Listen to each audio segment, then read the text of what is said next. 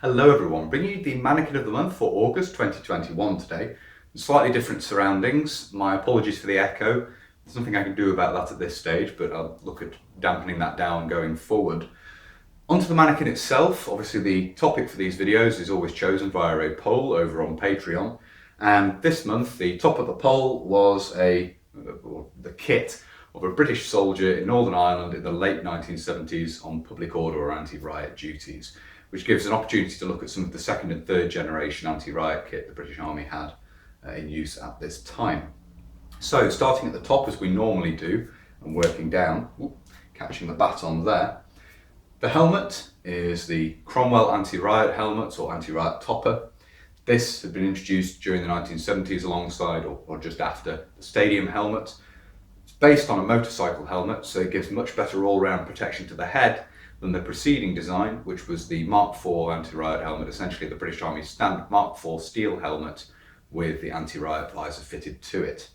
A much better design in terms of giving protection to the sides and the back of the head.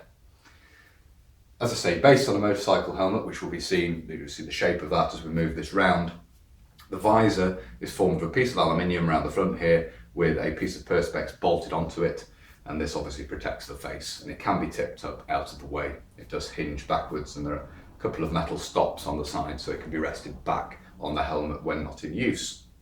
The other piece of protective equipment worn is the body armour, and this is 3/4 collar body armour with a mid to late 70s British cover on it. And this has been improved in two main regards from those designs preceding it. And this has rubber shoulder stops on each side, so a rubber shoulder pad with a block of rubber here, which means that when bringing a rifle or a submachine gun up to the shoulder, it's not going to slip off the nylon. Obviously the nylon is a very smooth and quite slippery material, particularly when it comes to the metal butt plate or butt of a rifle or submachine gun. It can slide off. It means that you can aim the rifle much more effectively, and obviously we have them on both shoulders there. Also, the fixtures and fittings at the front here, all the metal work has been removed. There's no metal zip, there are no metal press studs. Everything is closed with Velcro. The pockets and the front closure here all use touch and close or Velcro fastenings. This has an advantage in that this isn't a bulletproof body armour in terms of rifle rounds in particular. They will of course penetrate it, but the removal of metalwork and so forth means that if it is penetrated by something, be it shrapnel, be it a rifle round, you're not dragging extra bits of metalwork or part of a zip or something into the wound as well. So that is an advantage as well. Tucked into the side of the body armour here, we have a baton with a leather wrist strap here, you can see there, just tucked away for easy withdrawal. You can just reach over and draw it out like that, do a right-handed cross draw essentially. Not uncommon to see quite a few photographs with these tucked down the side of the body armour like that. It's a very convenient way of carrying it. In terms of the rest of the load carrying, we have pockets on the body armour of course, and what would be carried in these would be standardised based upon a particular operation. Certainly in terms of urban patrol, different members of a brick would carry different things in their pockets, and this would be specified. In terms of shell dressings, obviously things like notepads, pens would be carried in there. You'd have aid memoirs and that sort of thing, and potentially spare ammunition if you weren't carrying belt order. We have sort of a stripped down set of 1958 pattern here, so you have an ammunition pouch here to carry spare ammunition for the rifle or spare magazines.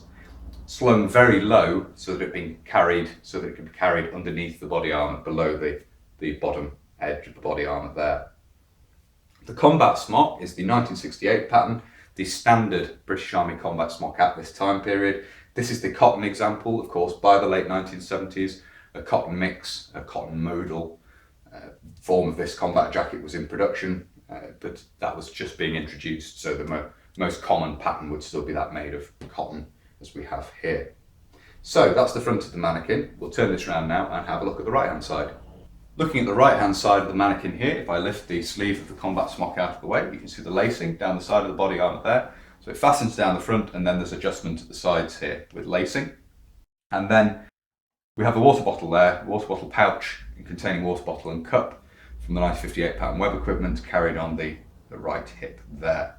Looking at the back of the body armour here, you can see we've just got one big panel here. There's no adjustment or anything at the back here, as is typical.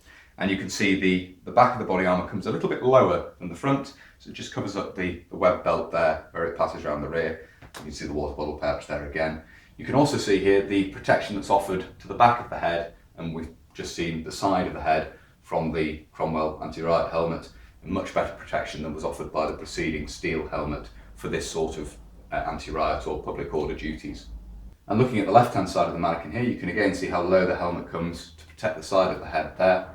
You can see a size label here, which is obviously very useful for storemen when issuing these out. You don't have to go digging in the lining to find the label. You have a little sticker on the side there that gives the size. This particular example being size 3, which is 7 1/8 to 7 1/4 or 58 to 59 in metric. And then you can see the baton, a little bit better shot of the baton there, tucked down the side of the body armour there. As I say, a very convenient place to carry it for a cross draw across the body, and it's up out of the way, not interfering with your legs as it would be if it was hung from the belt. You can also see a detail of the combat smock here, the arm pocket there, the button flap and the button cuff there. Obviously standard features of the 1968 pattern combat smock. So there we are. I hope you found it interesting looking at this. I think it quite nicely complements the video looking at the anti-riot shield, which I uploaded recently. And obviously Operation Ban and Northern Ireland kit generally is quite interesting to people at the moment. It's becoming more known about, and certainly there's a greater interest in the history of that time period in the United Kingdom at the moment, and obviously just looking at the kit and equipment here, but hopefully it's of interest to people nonetheless. If you have found this interesting and you'd like to see more, please do consider subscribing to the channel if you haven't already. And whether you're newly subscribing or you've previously subscribed, please do make sure you hit the little bell, little notification button down below, and that will of course alert you when I upload future videos. If you really like my uploads and you'd perhaps like the opportunity to vote on the topic that's going to be covered each month in Mannequin of the Month, please do consider checking out Patreon, which is linked down below, and there's PayPal link down there as well. And a massive thank you as ever to everyone who supports the channel using those two methods. It's greatly appreciated, as I always say. If you'd like to follow the channel on social media, where there will of course be photographs of this posted up, Facebook, Instagram and Twitter are all linked down below.